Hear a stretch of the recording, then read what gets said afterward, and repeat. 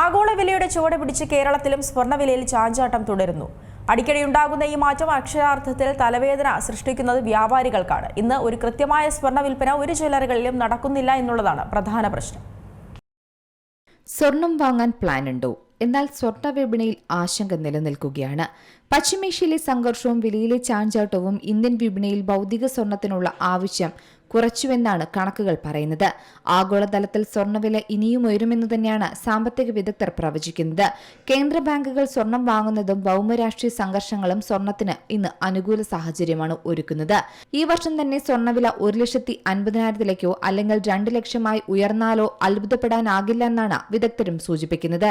അതായത് സ്വർണ്ണവിലയിലെ ചാഞ്ചാട്ടം തുടരുകയാണ്. ഈ വർഷം മികച്ച തുടക്കം ലഭിച്ച സ്വർണത്തിന് ഫെബ്രുവരി 28-ന് ഇറാൻ യുദ്ധം ആരംഭിച്ചതിനു ശേഷം 8% ഇടിവ് സംഭവിച്ചു.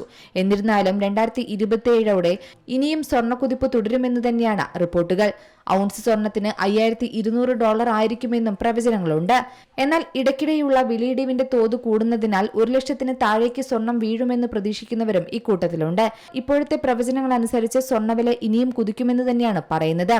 ഇന്ന് മനസ്സിനിണങ്ങിയ സ്വർണ്ണാഭരണം വാങ്ങണമെങ്കിൽ കൂടുതൽ പണം നൽകേണ്ട സാഹചര്യമാണ്. ഇന്നത്തെ വിലയ്ക്കൊപ്പം ഏറ്റവും കുറഞ്ഞ പണിക്കൂലി 5%, സ്വർണത്തിനും പണിക്കൂലിക്ക് 3% നികുതിയും, 45 രൂപ ഹോൾമാർക്ക് ചാർജ്, അതിന് 18% നികുതി എന്നിവയെല്ലാം ചേർത്ത് 1,20,000 രൂപയെങ്കിലും നൽകിയാലാണ് ഇന്ന് 1 പവൻ ആഭരണം വാങ്ങാൻ സാധിക്കൂ. മറിച്ച് പണിക്കൂലി കൂടുതലുള്ള ആഭരണം തിരഞ്ഞെടുത്താൽ വിലയിൽ വീണ്ടും വർധനവ് രേഖപ്പെടുത്തും. ഇന്ന് സ്വർണ്ണവിലയിൽ വലിയ ചാഞ്ചാട്ടം രേഖപ്പെടുത്തുമ്പോൾ ആളുകൾക്ക് ആശങ്ക തന്നെയാണ് ബാക്കിയാകുന്നത്. സ്വർണ്ണവിലയിൽ അടിക്കടിയുണ്ടാകുന്ന ഈ ചാഞ്ചാട്ടം ശരിക്കും അക്ഷരാർത്ഥത്തിൽ തലവേദന സൃഷ്ടിക്കുന്നത് വ്യാപാരികൾക്കാണ്. കടുത്ത പ്രതിസന്ധിയിലൂടെയാണ് തങ്ങൾ കടന്നുപോകുന്നതെന്ന് അവർ തന്നെ പറയുന്നു. ഈ യുദ്ധത്തിന് കൃത്യമായ ഒരു അവസാനം എത്തുന്നില്ലെങ്കിൽ വിചാരിച്ച പോലെയല്ല എല്ലാം കടുത്ത പ്രതിസന്ധിയിലേക്ക് നീങ്ങുമെന്നും വ്യാപാരികൾ ആശങ്കപ്പെടുന്നുണ്ട്. കൂടുതൽ രൂക്ഷമായ തലത്തിലേക്ക് സ്ഥിതിഗതികൾ പോവുകയാണ്.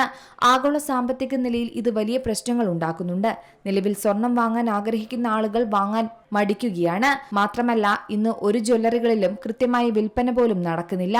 ആളുകളുടെ സാമ്പത്തിക ബുദ്ധിമുട്ടും അല്ലെങ്കിൽ അവരുടെ പ്രയോറിറ്റികളിൽ ഉണ്ടാകുന്ന മാറ്റവുമാണ് ആളുകൾ സ്വർണം വാങ്ങുന്നതിൽ മാറ്റം വരുത്തിയിരിക്കുന്നത്. എന്നാൽ ഇപ്പോൾ പഴയ പോലെ മുൻകൂട്ടി ബുക്ക് ചെയ്ത് സ്വർണം വാങ്ങുന്നവരുടെ എണ്ണത്തിലും ഗണ്യമായ കുറവുണ്ടെന്നാണ് വ്യാപാരികൾ രേഖപ്പെടുത്തുന്നത്. എന്തായാലും ചെറുകിടക്കാരായിട്ടുള്ള വ്യാപാരികളൊക്കെ വളരെ പ്രതിസന്ധിയാണ് നേരിടുന്നത്. ബിസിനസ് പ്രോപ്പറായിട്ട് നടക്കുന്നില്ലെന്നാണ് ഇവർ പറയുന്നത്. ഇതിനു മുമ്പുണ്ടായിരുന്നതിനേക്കാൾ രൂക്ഷമായ പ്രതിസന്ധിയാണ് ഇപ്പോൾ നടക്കുന്നത്. സ്വർണ്ണവിലയിലെ ചാഞ്ചാട്ടം തുടരുന്നതുകൊണ്ട് സ്വർണ്ണ കച്ചവടത്തിന് വലിയ ക്ഷീണമാണ് നേരിടുന്നത്. കച്ചവടക്കാർ പലരും ജ്വല്ലറി ബിസിനസ് അവസാനിപ്പിച്ച് മറ്റെന്തെങ്കിലും മേഖലകളിലേക്ക് പോകണമോ എന്ന് ചിന്തിക്കുകയാണ്. സാധാരണക്കാരെ സംബന്ധിച്ചിടത്തോളം സ്വർണ്ണവിലയിലെ ചാഞ്ചാട്ടം എങ്ങനെ സ്വർണം വാങ്ങുമെന്ന സംശയം ഉദിക്കുകയാണ്. സ്വാഭാവികമായും കച്ചവടം അങ്ങനെ കുറയും. ലോണെടുത്ത് കച്ചവടം നടത്തുന്നവരെ സംബന്ധിച്ച് എത്ര കാലം വരുമാനമില്ലാതെ മുന്നോട്ടു പോകുമെന്ന ചോദ്യവും ബാക്കിയാവുകയാണ്. സ്വർണ്ണപ്പണിക്കാരെ സംബന്ധിച്ചിടത്തോളം അവർക്കും പണിയില്ലാത്ത അവസ്ഥയാണ്. ഇങ്ങനെ പോയാൽ സ്വർണ്ണ കച്ചവടം നിർത്തേണ്ട സാഹചര്യമാണ് മിക്കവരും അഭിമുഖീകരിക്കുന്നതെന്നാണ് വ്യാപാരികൾ ഒരുപോലെ പറയുന്നത്. News desk C Malayalam news. ഏറ്റവും പുതിയ വാർത്തകളും വിശേഷങ്ങളും വിരൽത്തുമ്പിലറിയാൻ സി മലയാളം ന്യൂസ് എല്ലാ ഡിജിറ്റൽ പ്ലാറ്റ്ഫോമുകളിലും ലഭ്യം.